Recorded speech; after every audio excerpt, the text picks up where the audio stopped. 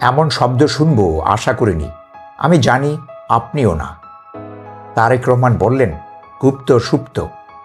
অথচ জীবন বাঁচাতে তার দলের গুরুত্বপূর্ণ নেতা হারিস চৌধুরী গুপ্ত ছিলেন।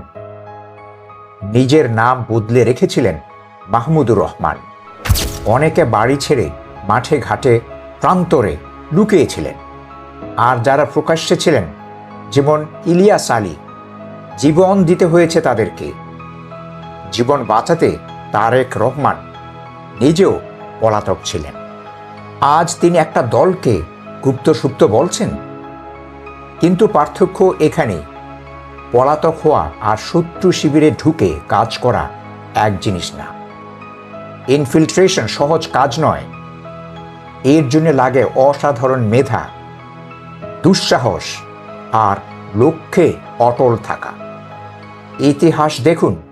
গার্ট্রুড বেল, লেখক, পুরাতত্ত্ববিদ, ব্রিটিশ গোয়েন্দা, ইরাকি রাজ পরিবারে ঢুকে তার বন্ধু ফয়সালকে বাদশা বানিয়েছিলেন, ব্রিটিশ সাম্রাজ্যের স্বার্থ রক্ষা করেছিলেন। সেন্ট জন ফিলবি ও টি.ই. লরেন্স আরবদের জাতীয়তাবাদে উদ্বুদ্ধ করে ওসমানীয় সাম্রাজ্য ভাঙতে বড় ভূমিকা রেখেছিলেন। তাদের নাম ইতিহাসে সোনার অক্ষরে লেখা। আর তারা পশ্চিমাদের কাছে সব সময়ের হিরো। আমাদের মুক্তিযুদ্ধেও ঢাকায় ছিল ক্র্যাক প্লাটুন। গুপ্ত হামলায় পাকিস্তান বাহিনীকে তারা অস্থির করে তুলেছিলেন। আজও আমরা তাদেরকে সম্মান করি। শিবির জামাতের সবচেয়ে বড় শক্তি, তারা পালায়নি।